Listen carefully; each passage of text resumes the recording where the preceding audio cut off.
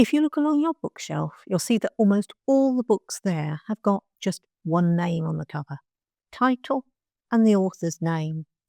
But that doesn't tell even half the story, because in order for those books to get there on the shelf, there's been the work of a whole team of people. It takes a village. Now, if you're working with a traditional publisher, and it doesn't matter how you got that contract, whether the publisher actually reached out to you and commissioned a book, whether you pitched directly an unsolicited submission, or whether you've got an agent who pitched your book for you. However you've got that contract, if you're working with a traditional publisher, it's pretty much their job to gather that team together, the whole group of people who are going to work on your book, from the planning through the writing process. Obviously, that's you, the writer, but there may be other people supporting you, your editor alongside you as you write, through to the correction and onto the layout, the design of the book, the production of the book, and right on to the marketing at the end. So, as I say, if you're working with a traditional publisher, they're the ones who are going to gather that team together. But, well, some indie authors say, well, it's not a problem, I can do it. And they decide they're going to wear all those hats themselves. Others say, you know what? My skill is writing. I'm a writer and that's what I want to do. So I'm going to delegate. I'm going to employ people who are going to do some of that work for me. Maybe not all of it, but some of it certainly. And so if you're an indie author and you're aiming for that point where it's your name on the cover of the book, the important thing is to gather the right team to work with you, to bring together the villagers. Writing could be a very lonely activity. You're sat there with your computer or with your notebook. You don't actually need to communicate with too many other people a lot of the time. It's your mind, your work, your words. But as you're writing, it's really helpful to have a general support network. And much as they love us and we love them, or not, our family and our friends are not necessarily the best people for that general support. They don't know what it's like to be a writer. So it's really helpful to relate to a group of writers. Now, you could join an association or a society of writers. You could join a writers group where you get feedback and critique, or you could just find them online through social media. It doesn't really matter. And they don't have to be writing in the same genre as you. They don't need to be at the same stage of their career as you. Some of them will be further on. Some of them will be less experienced than you. The point is that other writers will understand. Other writers will empathize with the problems of being a writer, with the blank page, with you get to a plot point that you need to talk through with someone. Well, that's probably, it may well help if that's another writer. They may see things that other people won't. And this support network, they're really helpful to have there for accountability partners as well. They'll ask you, how many words did you write? How many pages did you write? And sympathize if you say you haven't got any time, but maybe they'll have some practical suggestions as well. So this general support network of other writers can be really, really important for the writing process.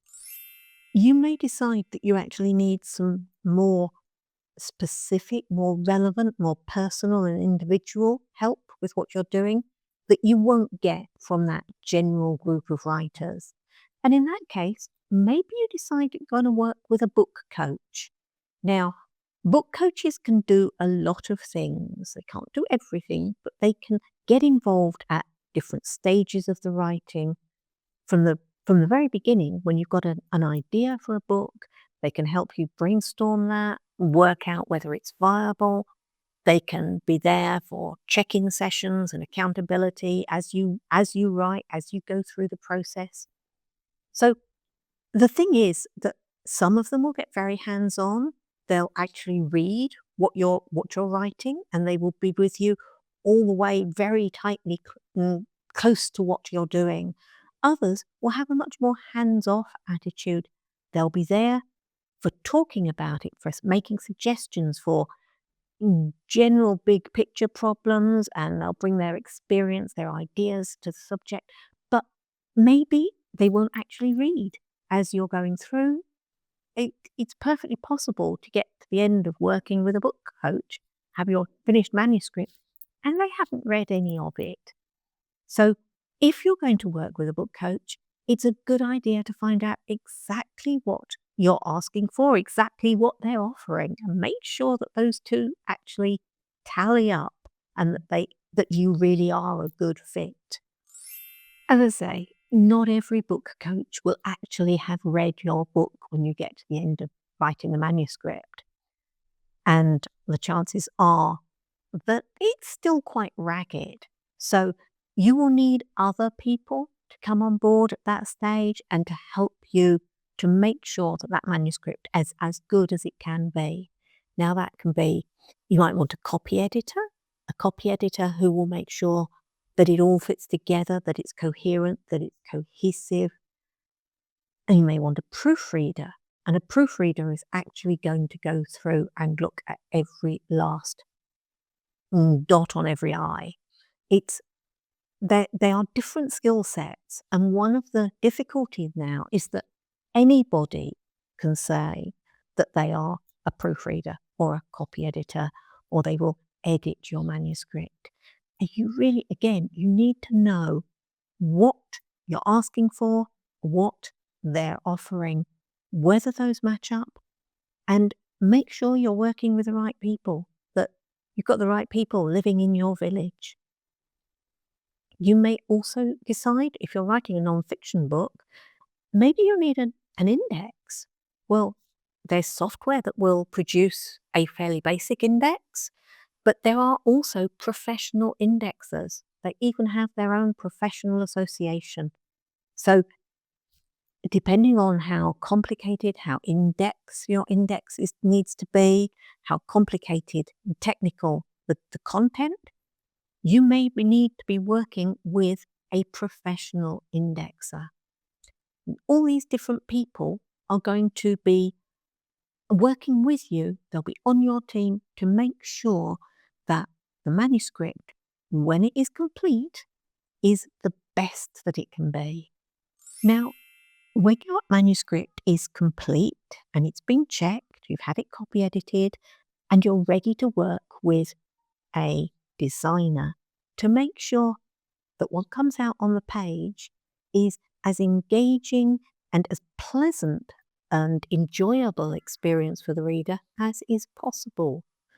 Because now, I don't know if you've noticed, but sometimes you pick up a book and you start to read it and you go, I wonder if this was self-published. Because you can tell that the person who designed the interiors wasn't quite an expert.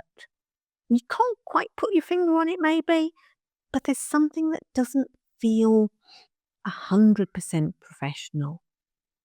Now that's partly because, well, book layout is a particular skill and it requires a particular kind of knowledge. So it's not just about, we all use Word, or something similar.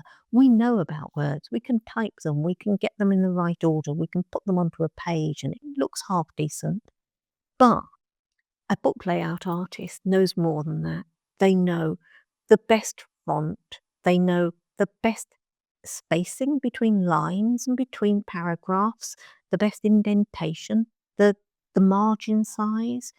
Have you thought about the fact that if you make your margins the same size on the inside and the outside of the page, the words on the inside are going to get lost down the gutter, the spine. So actually, in book design, we normally have a larger margin on the inside page. It's not always on the left, is it? On a right-hand page, it will be on the left. On a left-hand page, that's the margin on the right.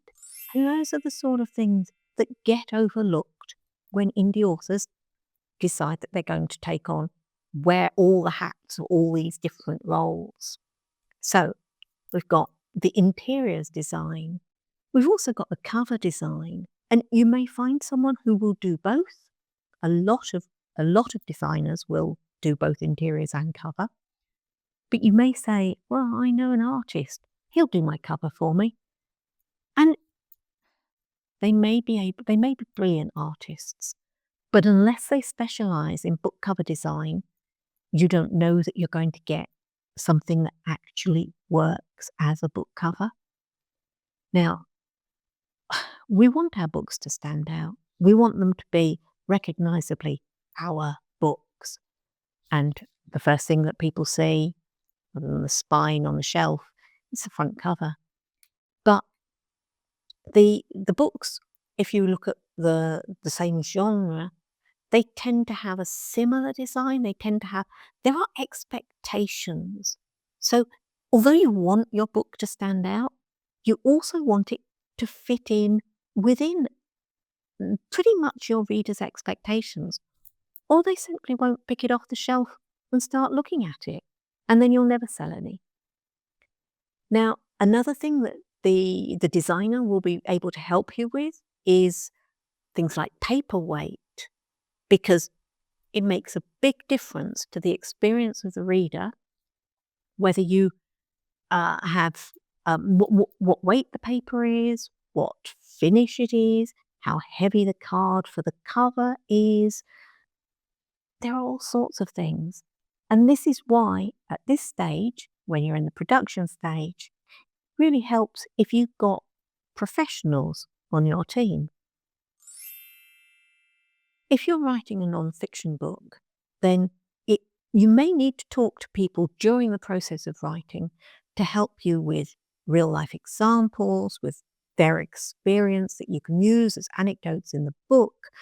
If you've had to interview people, they become part of your village, they become part of your team, and they are really potential champions of your book. You should definitely cultivate those people.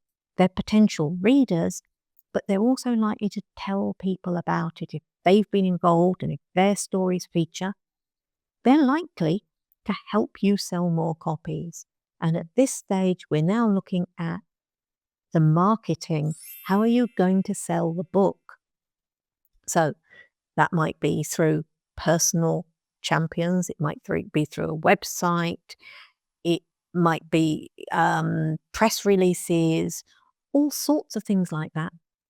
And again, this is where you need people on your side, people who are helping you to get the word out about your book. Because however wonderful it is to have that book with your name on the cover,